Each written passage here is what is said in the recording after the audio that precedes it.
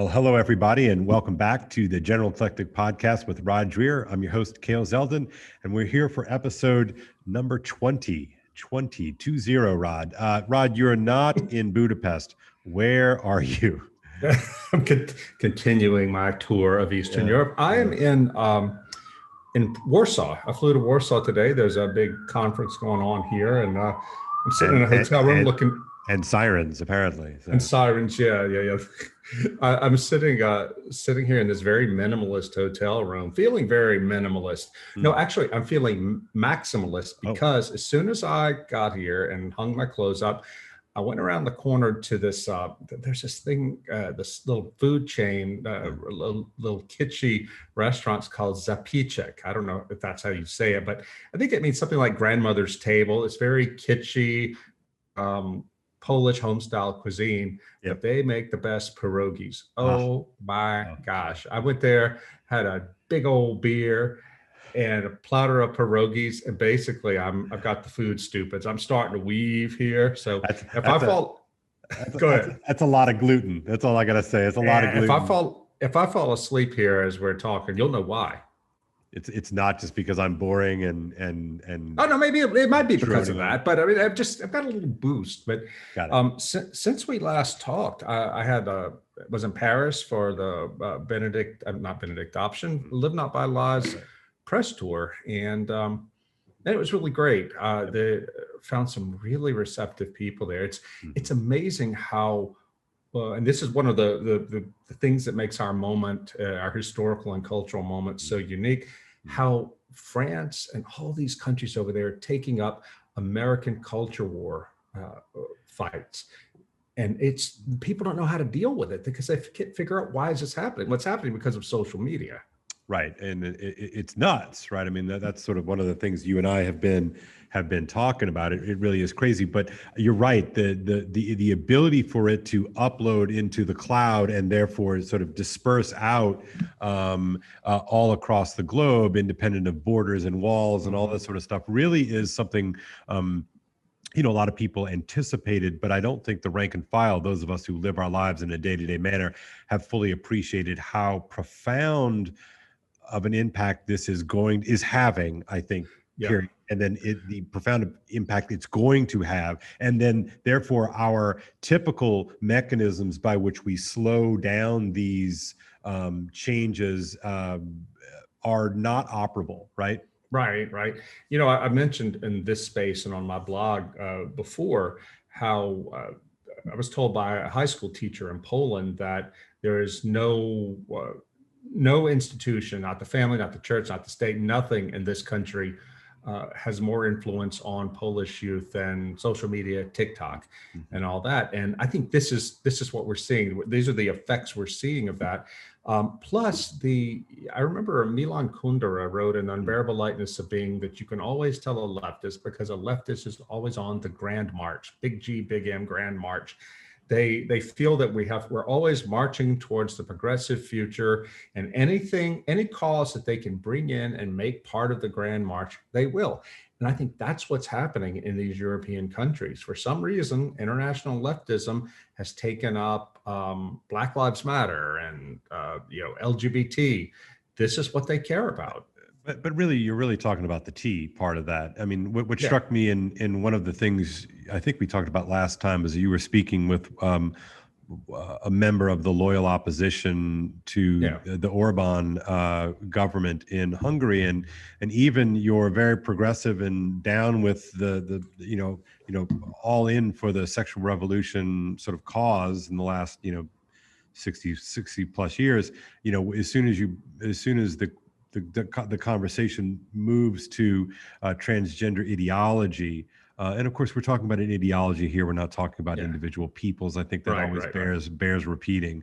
But the ideology was just sort of a place too far for him to go, and you kind of looked at him and said, "What?" I mean, Mister, there's no place in this movement where you can say, all right, this far and no other. They're not going to let it happen. Right. But I had a really interesting conversation on one morning in Paris, not related to my book, but there are these two young guys, Damien and Charles. I think Damien's 32, Charles is 29, both very Catholic professionals.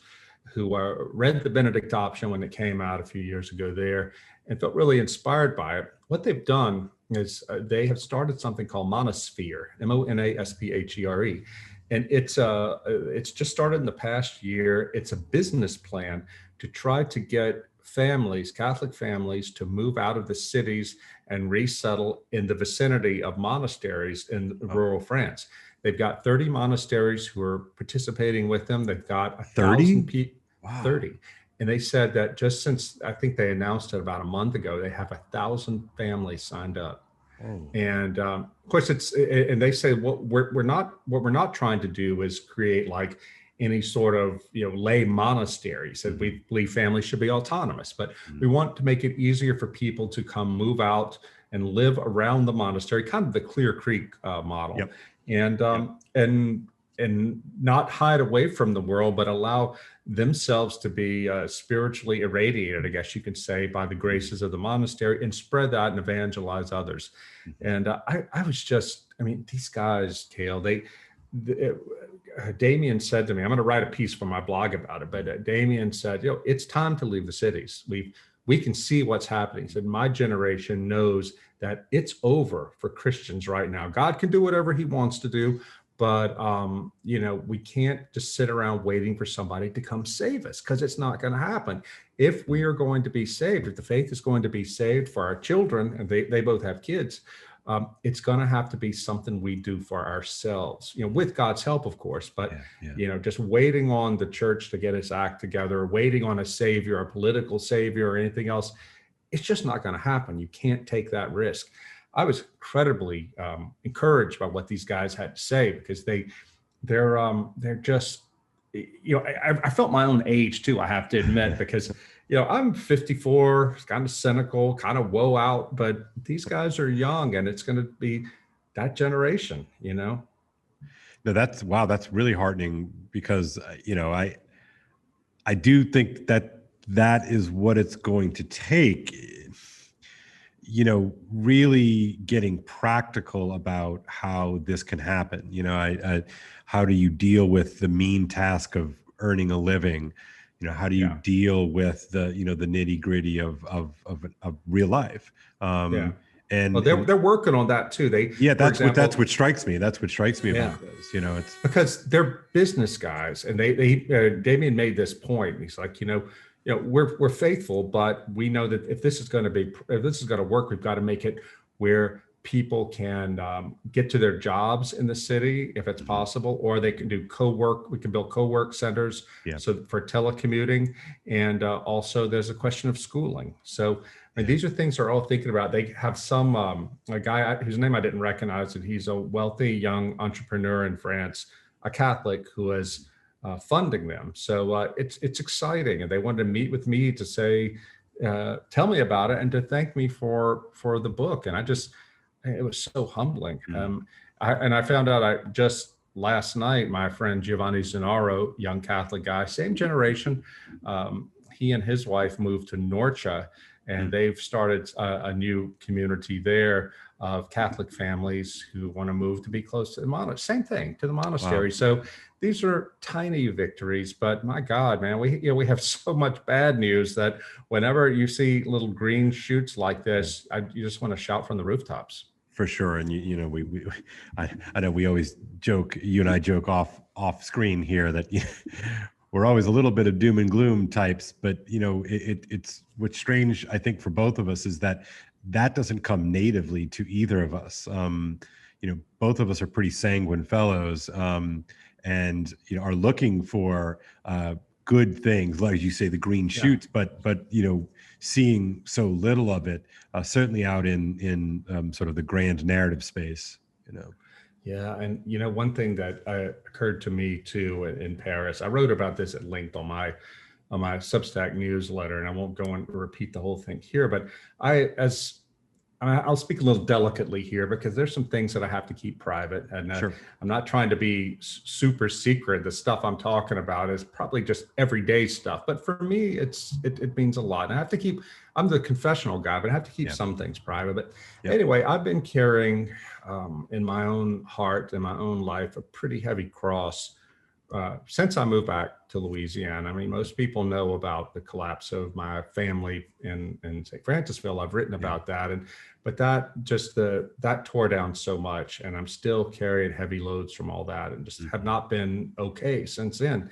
Yeah. And I have been wondering what God wants me to do with my life. That there's some things that are connected to my vocation as a writer, that are tied into all these heavy burdens from the unresolved past.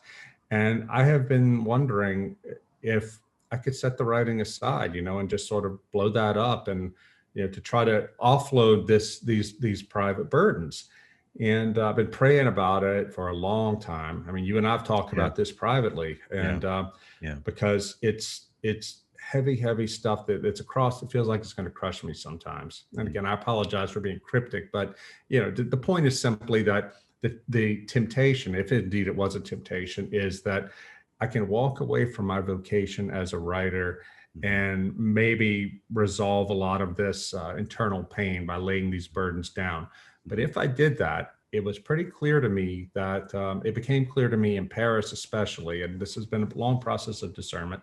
It became clear to me that I would probably end up destroying my work, or my work would not, people wouldn't believe me anymore. I remember when I left the Catholic Church back in 2005, 2006, whenever it was, I was warned by Catholic friends that if you do this, you'll lose all your influence. I've always wondered that. I've never actually had this conversation with you before, but I've always wondered if that was part of your torture when you were going through that process of having your faith shredded. So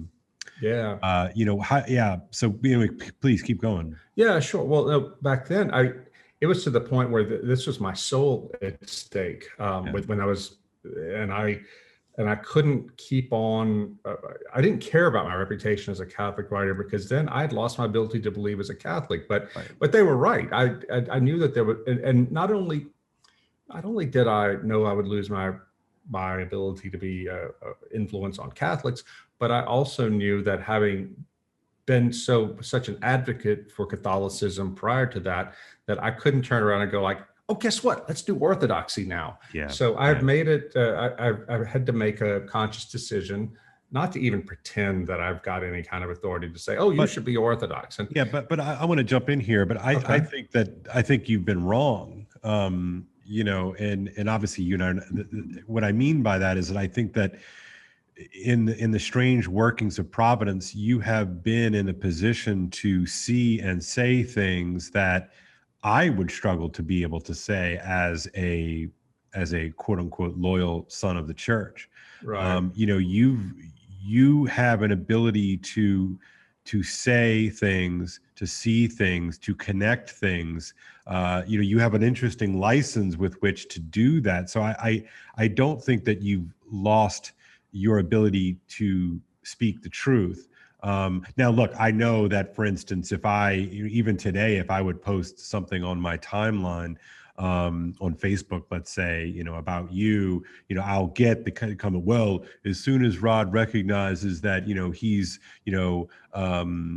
whatever, outside of the truth faith, then fine, I'll listen to something he says. But, those voices are becoming increasingly absurd. In this moment, and I think that I do. The work, for instance, that you've been able to do since the what some people call the summer of shame, which is the McCarrick revelations. I mean, just the work that you've been able to do there alone has been of a tremendous benefit to the service of truth. And if the church, both the Roman Catholic Church, but just the church broadly speaking, if the church is to continue to be church, it has to ally itself with truth. Sure. Well, no, I appreciate you saying that, and I'd like to get back to that later when we talk about our friend Steve Skojec. I have become somebody who has some things to say useful to Catholics, Orthodox, and Protestants, but I guess I don't have any authority to say, and here's why you should be Orthodox. I used to be that way. But I don't really care. So I haven't tried to do that. And I think that people who read me often enough know that I really do love the Catholic Church. I'm not a Catholic. I don't believe in all of its claims, but I love it. It gave a lot to me. It gives a lot to the world. And so I don't consider myself to be an enemy of the Catholic Church, but I'm not Catholic. I just don't believe it anymore. For sure. But to get to your point, you're talking about your vocation and the struggle and the difference between, I think it's such a difficult thing to discern when you're working out your vocation, as all of us are doing, whether we're conscious of it or not, is how do you know when you have to shoulder and how do you know when you have to lay it down? Yeah, that's exactly it. And I had revealed to me when I was in Paris, just through conversations with an artist, believe it or not, this Christian artist, and looking at his artwork and thinking about other things God has shown to me through, weirdly enough, art, through the art of this artist in Genoa who 3 years ago walked up to me and gave me a painting he had done, an etching. And I said, "Thank you. Why me?" He said, "I don't know. God, I was praying and God told me you have to go to him tonight and give him this." And it was an etching of Saint Galgano, a medieval saint who was asked by God to leave the world. He was a passionate man and 32 years old, and he resisted the calling.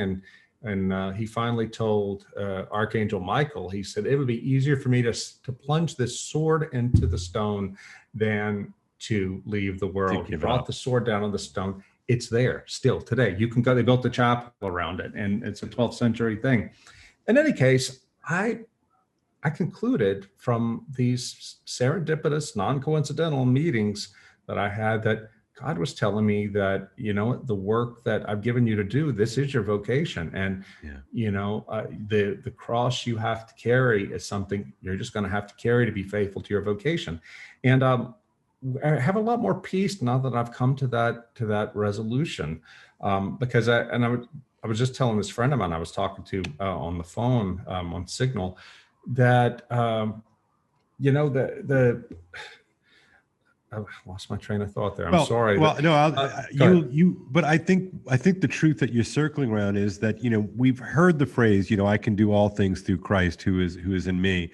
And I think the temptation is always to say, well, maybe I don't have to do this thing. Yeah. And I think it gives us I think it gives us a deeper insight into what that might mean. I can do all things through Christ, like even the thing that you think you can't do. Yeah, that's it. And I was going to say that I was telling my friend back in Alabama that, the most important chapter of Live Not by Lies is the one on suffering, about how we have to accept suffering. And I've been telling audiences about this. I've been telling reporters just in Paris about this.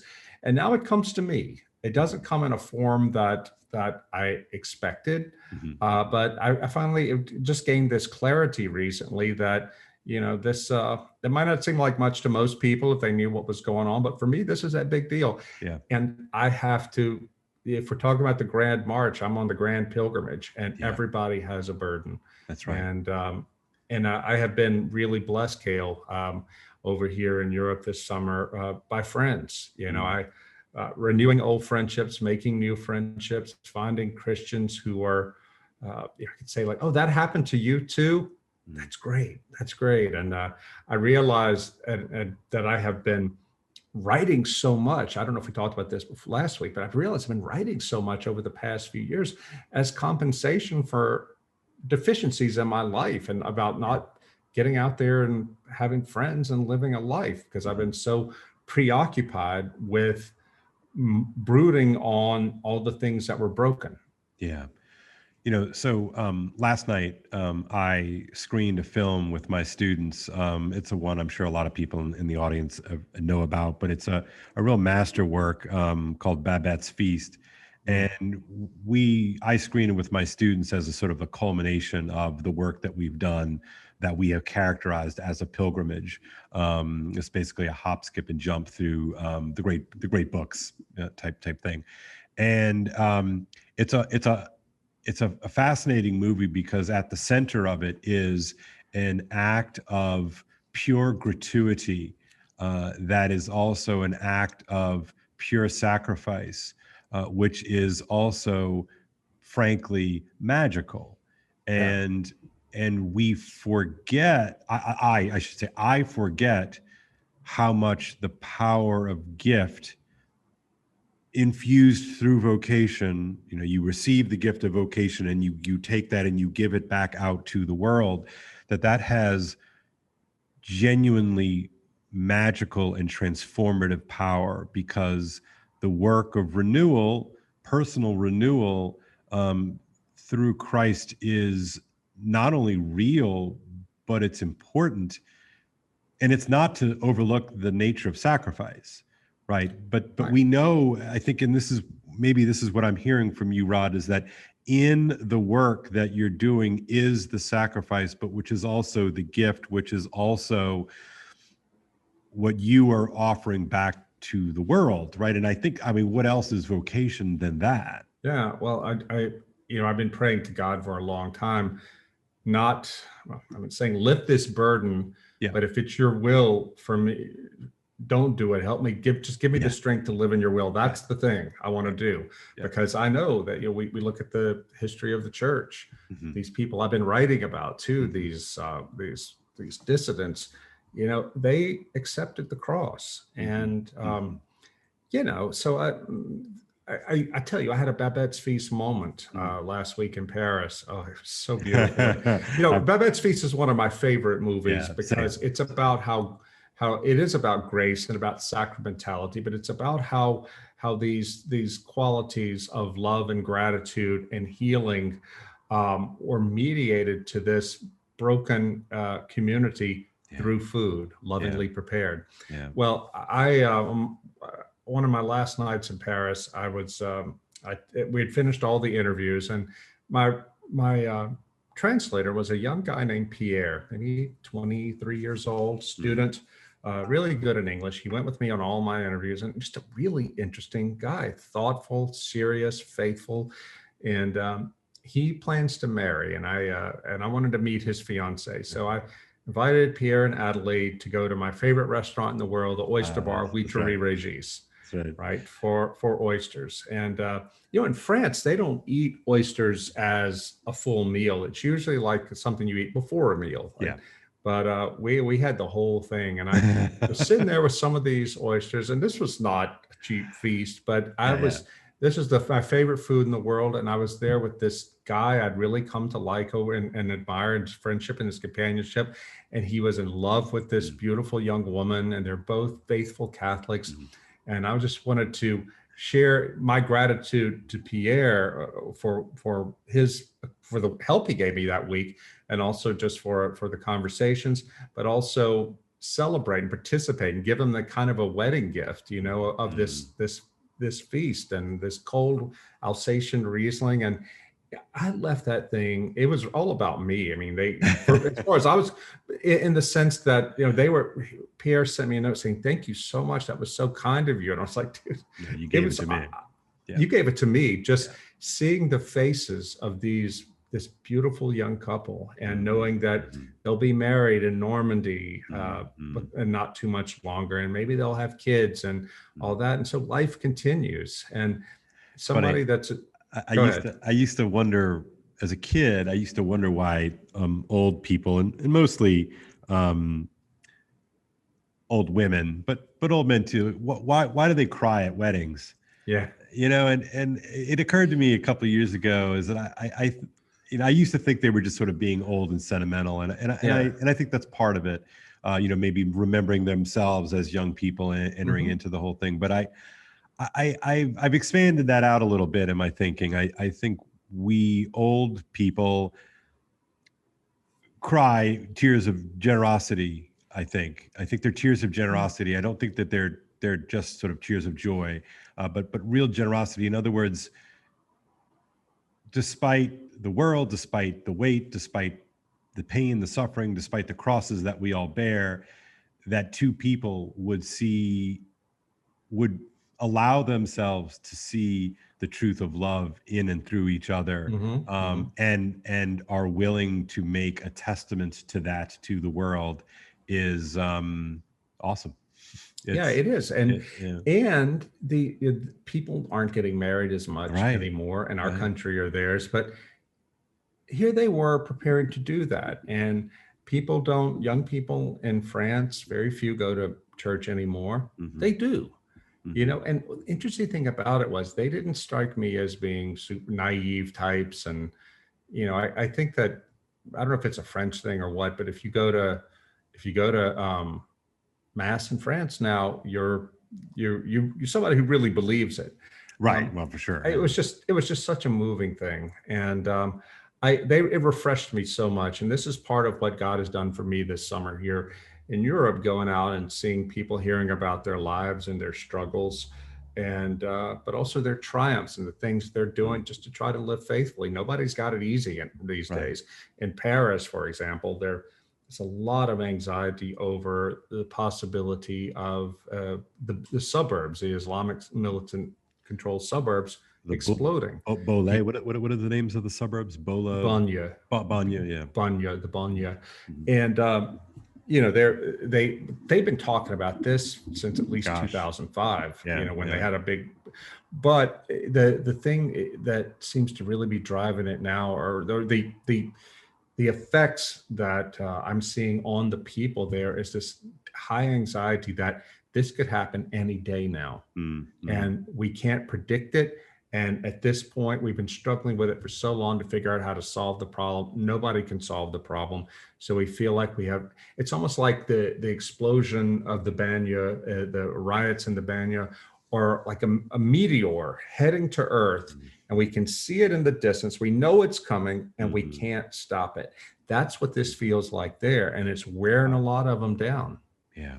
I think this might be one reason why Damien and Charles were like, it's time to get out of the cities. Yeah. Well, yeah, I was struck by that piece too. And in particular, the line that either the person said or you wrote that they said was, and when it happens, there simply there isn't enough counter force to quell it. Right. You're just sort of like, well, then my gosh, it's just an invitation. It's I mean, if that's widely known, then that sounds to me like they were saying that we know it and they know it too. And this is just, and they talk about civil war. That's the phrase that's been out there, and that it wouldn't be a civil war in the sense that we think of it. It would be like the Troubles in Northern Ireland, just hugely destructive.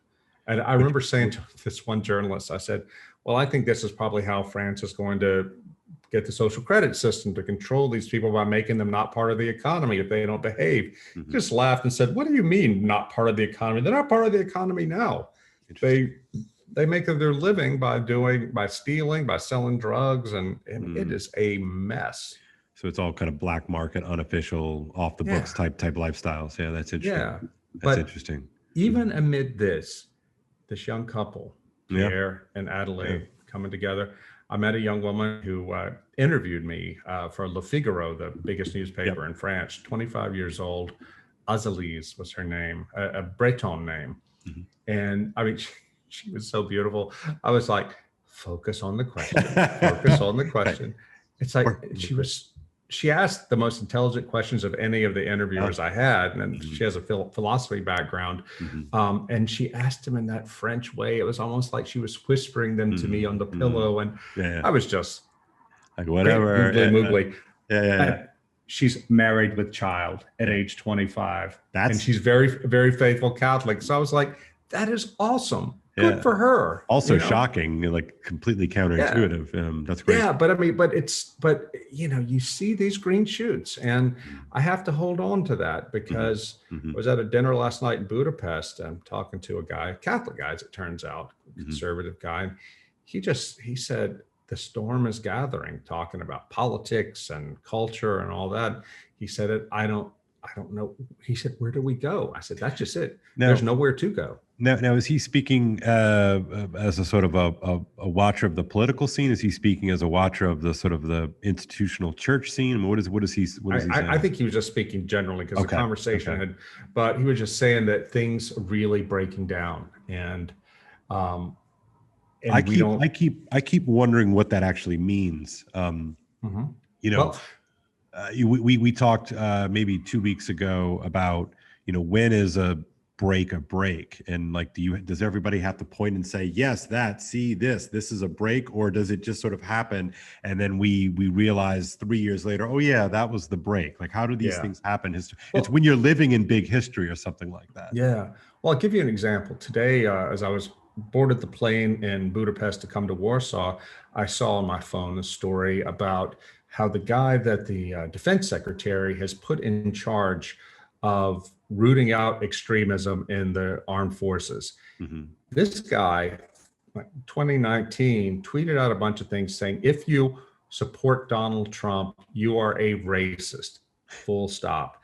And 2019, right? And so I'm thinking, I certainly want extremists, political extremists of the right and the left taken out of the military. But this guy, I mean, he did do this recently, but as recently as 2 years ago, though, this guy who's in charge, who's the Grand Inquisitor, was identifying simply people who voted for Trump. Right. That means you're a racist. So how can we have confidence that this is not a purge of Trump supporters in the military? And that struck me as being a significant break with tradition. Well, I was just on the phone before you and I called. I was talking to a friend of mine back in the States, and he's retired military, and he said, "No way would I want my kids to go into it today." He goes, "This is not the same military in which I served." He said, "It has become crazy political now." But he agreed with me that this is a shocking thing, because this can't have been a surprise to the Defense Department, right? Well, no, but it can't. But think about that. Think about just last night. I saw that the Federal Reserve is now getting woke and talking about monetary policy, shifting monetary policy to fight racism.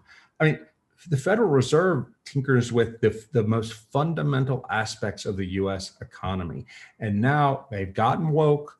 These are like all the other elites. And now they're talking about using monetary policy to fight racism, which is not what the Federal Reserve is supposed to do. No. I mean, what does it even mean is the question, which means it's about gutting. It's about gutting the narrative of how we understand ourselves as a people. Right. And so I think these are big breaks right there. I mean, I don't know, they just made sounds about this and sent their people to seminars and things like that. But when one of the Federal Reserve, head of the Atlanta Federal Reserve, African American man, has talked about how reparations are a good idea. Right? It's one thing when the faculty, when a faculty member talks like that. It's one thing when Maxine Waters or a member of Congress talks like that. But when a governor of the Federal Reserve talks like that, I mean, it's chilling what's happening in the country now.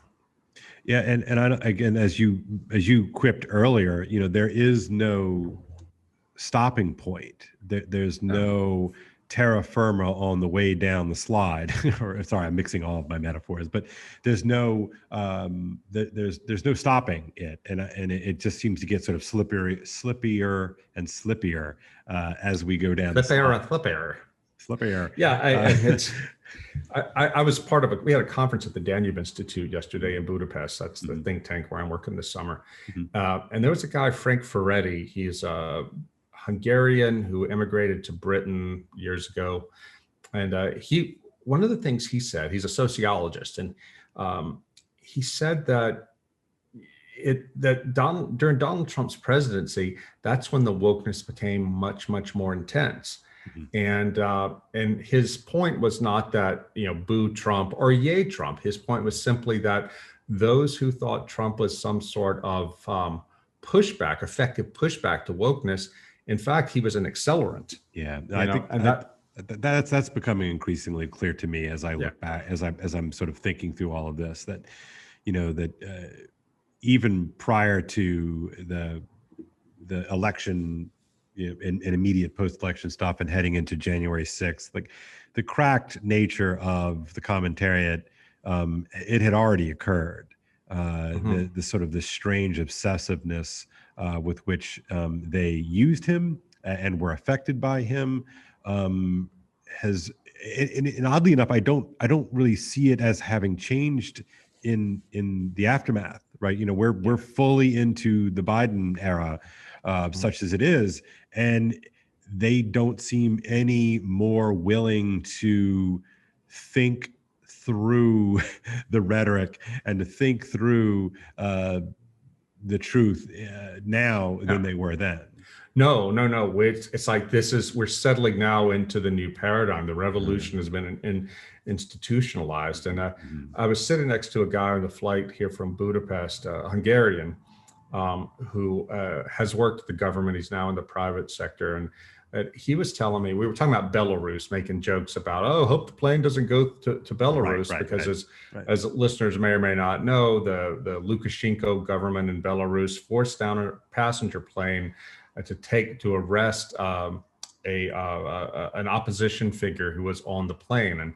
And the Hungarian and I agreed that this was horrible. They can't be allowed to get away with this. But then the Hungarian said something interesting. He said, I know from my time in government how wrong so much of the reporting was about our government, the Orban government. He's talking about the Western reporting. He said, I'm talking factually, not just that they were reporting on things. He said, they got so much factually wrong because they were driven by ideology.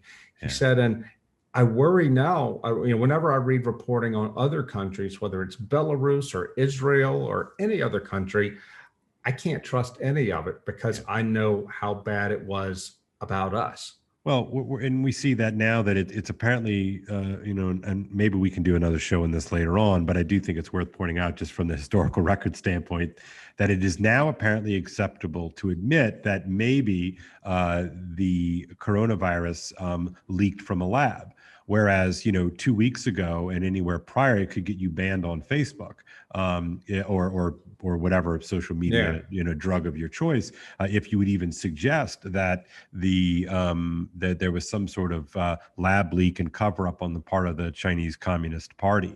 But now all of a sudden it's like, oh, well, actually we can think about it. And Fauci himself, the blessed Fauci has said, where it was 2-3 months ago, he was saying, "Oh, that's preposterous, that's ridiculous," and now it's like, "Oh yeah, it's possible." And you're just like, okay, like now, so how can we trust anything, right? And in this, and I know this is a theme that you and I have really been hitting the last couple of months here, but the institutional rot and the institutional capture is so total and so complete that I don't think many of us fully appreciate the implications of the loss of our institutions is actually going to mean in our day-to-day lives.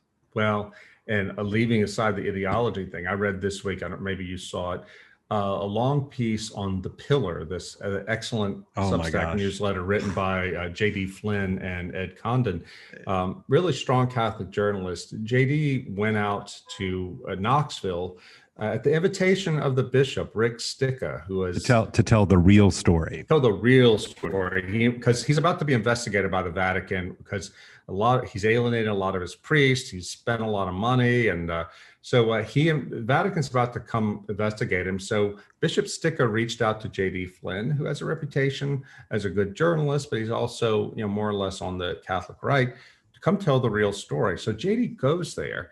And I was so impressed by the piece. It's a long read, but he tried so hard to be fair to Bishop Stika. But oh my God, the accumulated details of what Stika has done is horrible. And Stika, all of his answers were like kind of backslappy, and it was a devastating piece to Stika's credibility. It's one of those things that when I worked in Hollywood, we used to talk about the PR people, the flacks, and like how did such and such as PR, how did this actress PR person allow them to have this conversation? And you wonder, like, how did who didn't stop him from having this lengthy conversation with JD?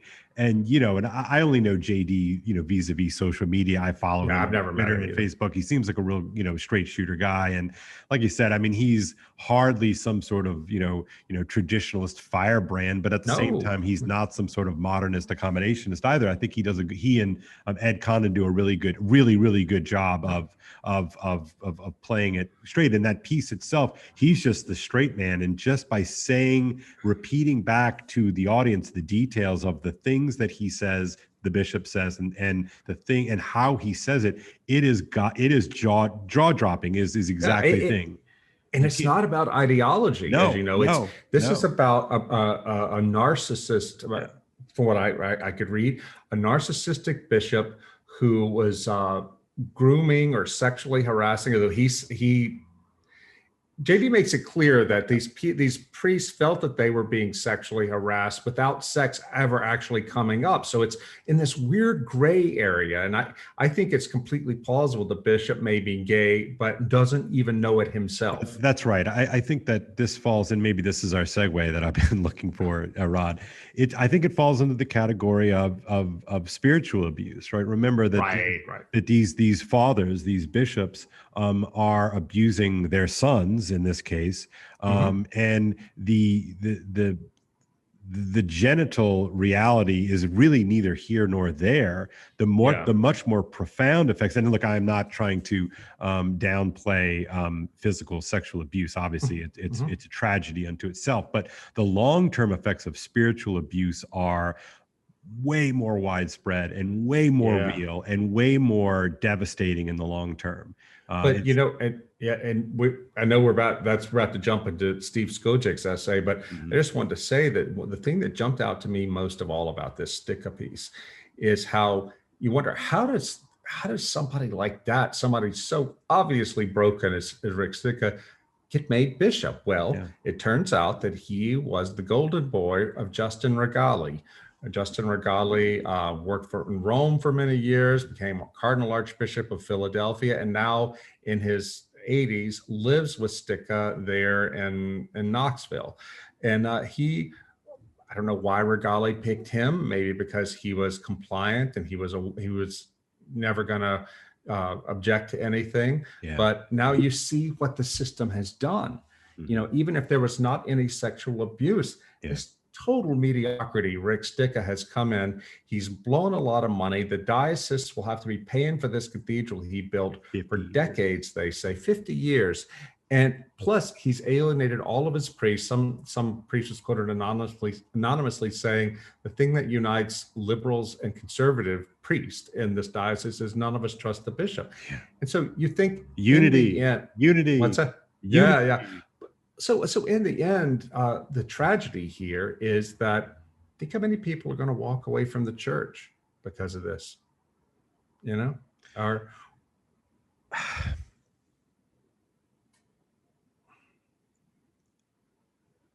Well, it's as if they've all been allowed to live in the world of pretend, but the world of pretend is only in their heads. They live real lives and they affect real people and real churches and real laymen and real lay women and seminarians and everything.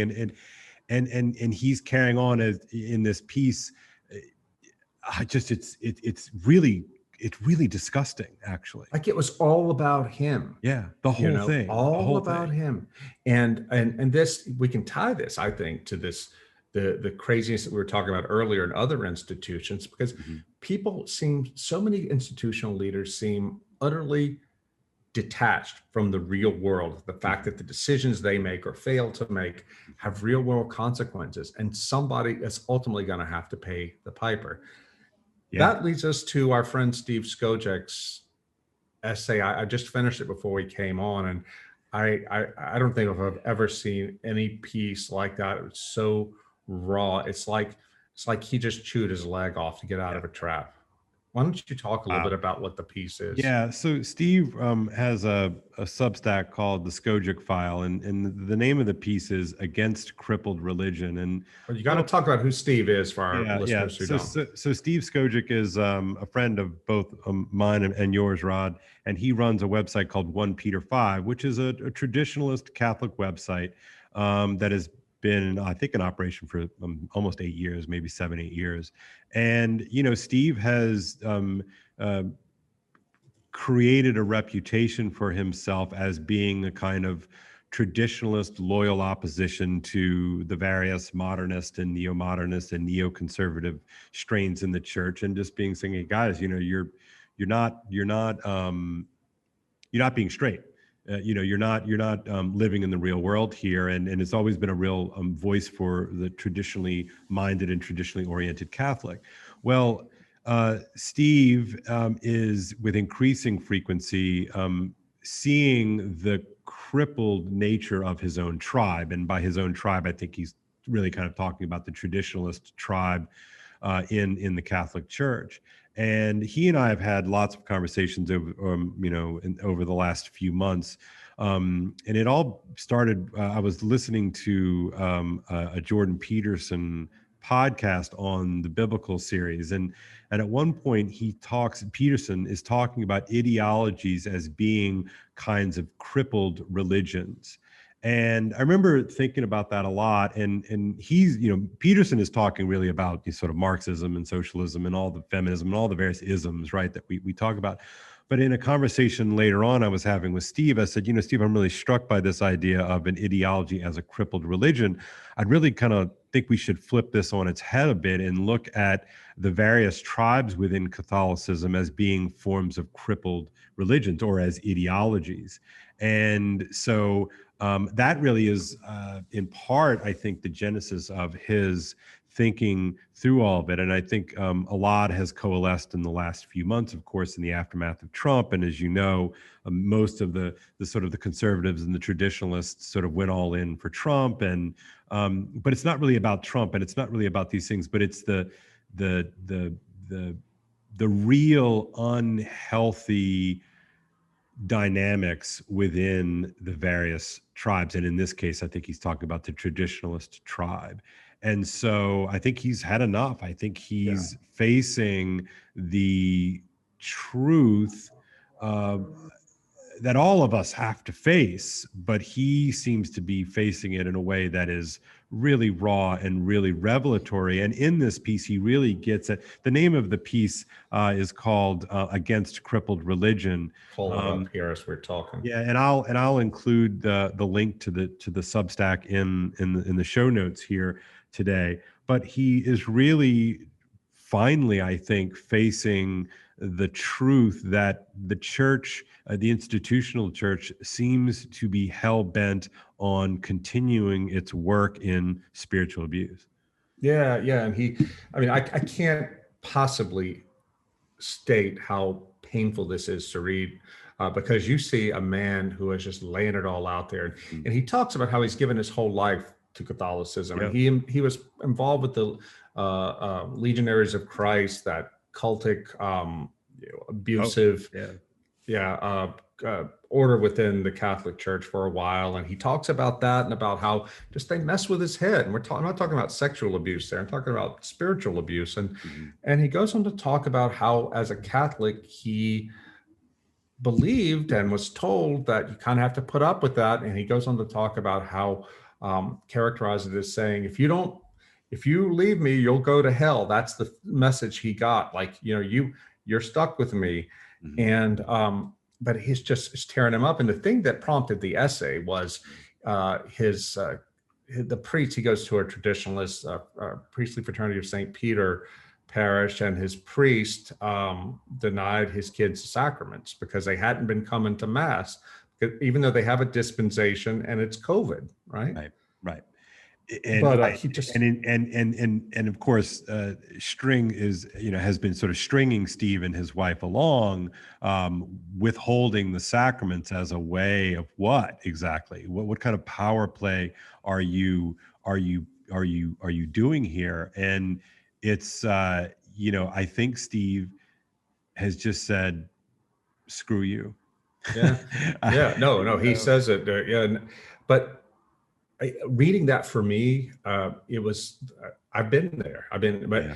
I've not been there to the extent that Steve has, because I didn't have as much invested in the Catholic institution as Steve did. Mm-hmm. But I know what that feels like. And I know what it felt like for me to I know what it felt like to be in that position, and I broke. Well, I went. he describes it as being flayed, one piece of flesh at a time. That That's exactly this it. long term, like you'll be sorry when I'm gone type way.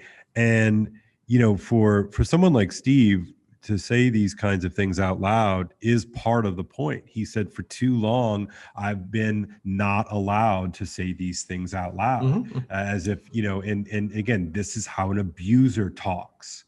And so how does the institution rid itself of this toxicity, this deep character of abuse?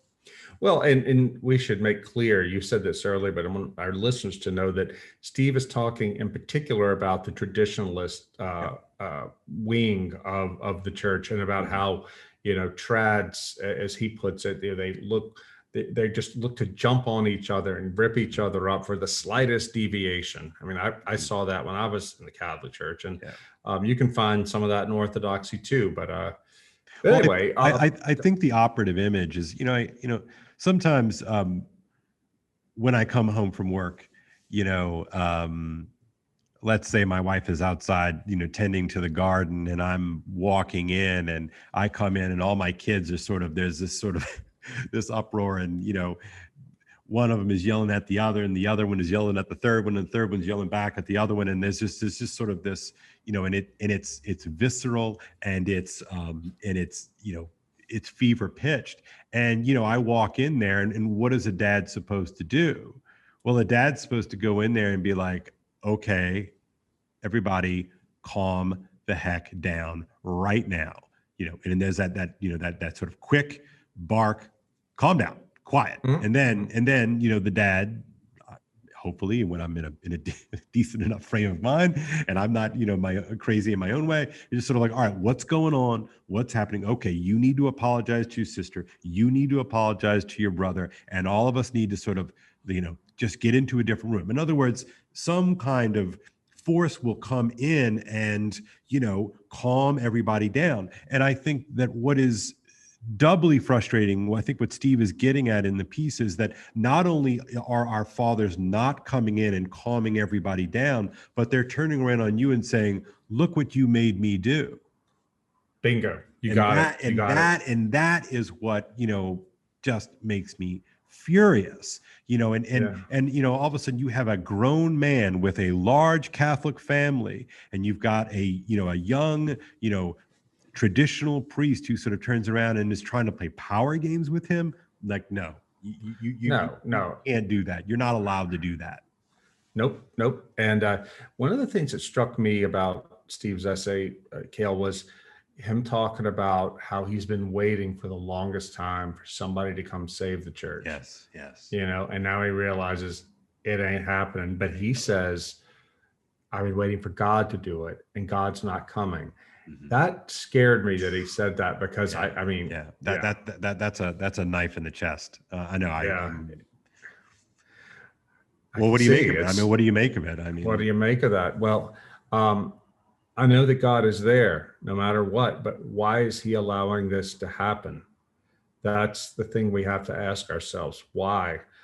Is it a punishment for infidelity? Why is he punishing the good along with the bad? Well, but I think the problem is that, in my little scenario of me coming home from work and sort of imposing order upon my kids who are at each other's throats, implies that there's a dad of goodwill and good frame of mind who wants to do the right thing. The line that I sent to you this morning right after I read it was, this is Steve, these are Steve's words. And he says, I'm being penalized by the church for having a crisis of faith the church caused in the first place. Well, pardon me for saying so, but screw that. And I'm cleaning up the He language. doesn't say screw. Yeah. Yeah. You know, and that's the thing. It's a double violation, because not only do you have a dad who's not willing to impose order, but the dad is the one causing the disorder in the first place. Yeah. I'm gonna, as soon as we get off our taping the podcast, I'm gonna write to him and just tell him I'm praying for him. And but he ends the thing by saying that a friend of his told him that maybe he's seeing his idols thrown down so he can figure out who he really is. Yeah, that struck me too. That struck me too. This the idea is something. Sorry, that struck me too. The idea that we can turn even the church into an idol, and I think that should give all of us sort of traditional-minded Christians real pause. Right, that we have to check even our affection, even our love for the church can be turned, you know, golden calf-like into an idol.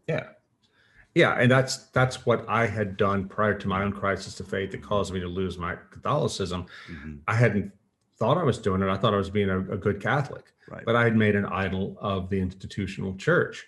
Right. And to be fair, the church has sort of played into that game a little bit, and I can sort of say this dangerously as a Roman Catholic myself. You know, it hasn't done itself any kind of humble favors. Yeah, when I became Orthodox, I had to make the resolution. Yeah. I'm not going to do this about the church, and for reasons I can't fully understand, Kale, it's not as present in Orthodoxy as it is in Catholicism, because I heard it said once before I became Orthodox that Catholicism is an institution with a way attached. Orthodoxy is a way with an institution attached. And I thought that was very glib, and I didn't really particularly care for it because I was Catholic at the time. Mm-hmm. But I think there's a lot to it. You just don't hear Orthodox people talking remotely about the church in the same way that faithful Catholics do, the way I used to talk as a Catholic. Yeah. You know, in certain respects, you and I both, put no one in front of us for our love of Dante, for instance. You know, but Dante, as anybody who even has a remote familiarity with his work, is absolutely unsparing about his conception of what he sees, of the corruption he sees as happening in the church. Yeah. And, you know, I think, you know, Dante occupies a very fascinating sort of pivot point in history. I mean, he's sort of the last medieval and the first modern in an interesting kind of way. And I think what he does as a Florentine, he's looking, and you can see this in his own political writings, you know, he sees the church as occupying some sort of world historical force. And I think that has largely been prophetic, for better and for worse, from that point. You know, he's roughly writing in 1300. And, you know, I in my conversations with my smaller Orthodox-minded friends, is that, you know, we've gotten to this point. It's like, I believe in Jesus. I believe in the sacraments. I believe in people like St. Francis, like he existed and he was real and he did real things. But kind of beyond that, I'm struggling. I'm struggling a lot. I'm struggling with, you know, the sort of the mean task of running an institution as I watch it unfold in front of me. And, you know, I know that it's important not to get sentimental about the past. I know that it's important to recognize that there's always corruption in human institutions. I'm familiar with all of those little quippy things that we say about such things. But that doesn't make it okay. And it doesn't make it okay to abuse the faithful. And I still am waiting for an actual, you know, institutional mea culpa about, hey, yeah, we're not doing good things. But we're so far away from that. You know, so what is my option, right? As you know, my option as a faithful Catholic, you know, and I'm you know, talking with our friend Steve about this sort of thing. It's like, I have to kind of pull back and have a kind of gauzy relationship to the institutional church. I believe in the sacraments. I believe it's important for me to continue to go to the sacraments, but beyond that kind of I'm going up to present myself for communion. I'm going up to present myself for confession, on Saturday afternoons at 4:30. But beyond that, I can't get involved in the horse race stuff. No, we were talking about Dante a second ago, and Pope Boniface VIII is the arch villain of of the Commedia, because he was a highly political pope. He betrayed Dante, and anyway. But one of the things that struck me about that figure in there was that he is a dark father. I've told somebody he's the Darth Vader of the Commedia. Darth Vader means dark father. Yeah. And I love that. And I think that's why Dante felt Dante had so much anger at him, because Dante was a faithful Catholic. He wanted the Pope to be what the Pope is supposed to be, a good father. And if you notice, we don't know a lot about Dante's own father, and no, we don't. And we we can speculate as to why, but they do not seem to have been close. And so I suspect that Dante, the poet, had some of the same feelings I did. Like when I became a Catholic, I realized only many years later, even after my father died, that I was looking for the father that my earthly dad wasn't. I wanted a father who would be strong and moral and have authority, as my dad did, but I also wanted one who would approve of me and not make me feel like I was like I was falling short. And I projected all that onto the Pope, John Paul II, and onto the bishops. And I've talked about that before, but we are so desperate for fatherhood, us men. Well, and it's those the thing. Who've had good father. Yeah, and it's the thing that's under attack. And I think this circling back to Jordan Peterson, I think this is why Jordan Peterson has such traction right now in the cultures, because he's speaking up for masculinity. He's speaking up for righteous masculinity, righteous fatherhood, and he's not afraid to say it. And I think that really is at the heart of the attacks that he experiences, is that he has, to sort of take a joke from JD's piece, Peterson has got serious dad energy. And I think that that's why he resonates, because we men who are trying to be men in a culture that doesn't really like that so much, he gives us a target to aim for. And I think in a similar way that, as you mentioned before, John Paul II was a kind of target that people like you and I shot at, because we knew that there was something deeply masculine about what he was giving witness to. And I think it's ultimately, it's the father who keeps his promises, to use that line. I think that's what this keeps coming back to. And we are in a moment here where institutionally, and we can understand fatherhood, as a kind of archetype here, institutionally, we don't have fathers. We have something else. Yeah. And I found myself talking, as I'm giving interviews about Live Not by Lies, trying to explain what the book is about. I found myself saying over and over again that one of the aspects of this, one of the most terrible things about this crisis, this rise of soft totalitarianism, is people, men and women, but they've been mostly men, who have been put in charge of these institutions, failing to protect them, failing to protect the institutions from these mobs, whether it's the newspapers or colleges or what have you. They've just surrendered. In Paris, I was talking to a student, a grad student at Sciences Po, which is one of the top universities in the country where the elites are trained. And he said, Rod, the place is in collapse. Like, we're losing faculties left and right. The wokeness is overtaken everybody, and all standards of academic excellence are going by the wayside in the face of this. This is many things, this crisis, but it is also, as you've just alluded, it's a crisis of fatherhood, or a crisis of authority, of parenthood, we can at least say, of people who are supposed to protect the institutions for the sake of the next generation and for the sake of past generations. But I'll push back even with you a little bit on that. I appreciate your nods to parenthood, but I do think that there's a particularly masculine deficit.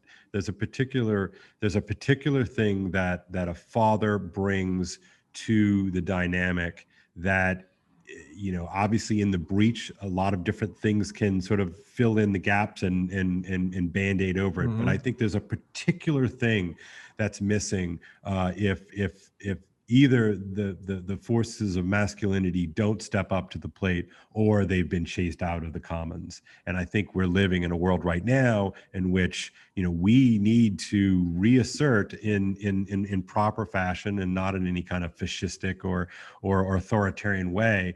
We need to reinsert that kind of strong warmth. I don't know if that kind of gets at what it is, Well, you say that, what came to my mind was that famous line by Flannery O'Connor, who said, in the absence of faith, we govern by tenderness, and tenderness leads to the gas chamber. Right. Well, I think that in the absence of faith in our institutions, we govern by caring. And that is it's a necessary thing. It's a feminine virtue. It's associated with women and with mothers, caring. And in a healthy family, the caring, nurturing side of the mother is balanced by the father, laying down the rules. And this is healthy. This dynamic is healthy. For sure. We don't have men who run these institutions who have faith in the institutions themselves and what they're there for, nor do they have faith in themselves and their own masculine judgment. So they surrender to this shrieking femininity, and I don't mean to put down women at all, but the excessive, if the great Santini, that wonderful movie. Yeah, that's great. Robert Duvall. If that is an excessive, toxic femininity is partly what's overrunning these institutions and tearing everything down. That's right. As I was preparing to go on here with your Zoom, and we should bring this to a close. In my head, I was thinking of the name of this podcast as being, spiritual abuse in the age of the therapeutic. There's such a strange irony that we live in this therapeutic age that you have really charted for the last decade or so, but it is also not only is it a high time for some sort of therapeutic worldview, but is also some sort of high tide for abuse. And it's an interesting dynamic, and I'm not sure what to make of it, but it is an irony that I need to unpack. So maybe I'll do some thinking. I'm glad you're bringing this to a close, because that's really profound what you just said. I've got something I have to think about. Yeah. But so I'm going to be here in Warsaw till Saturday at this conference. A bunch of Catholics here. I'm the outsider, but I think there's a founding of some new university that's being founded or something, and some American academics here too, and. So we'll see. I'll get some ideas, see what people are thinking about, what they're facing in their own country, and maybe some interest. In the meantime, Kale, don't get nothing on you. Sounds good, bud. All right, take care. Bye-bye.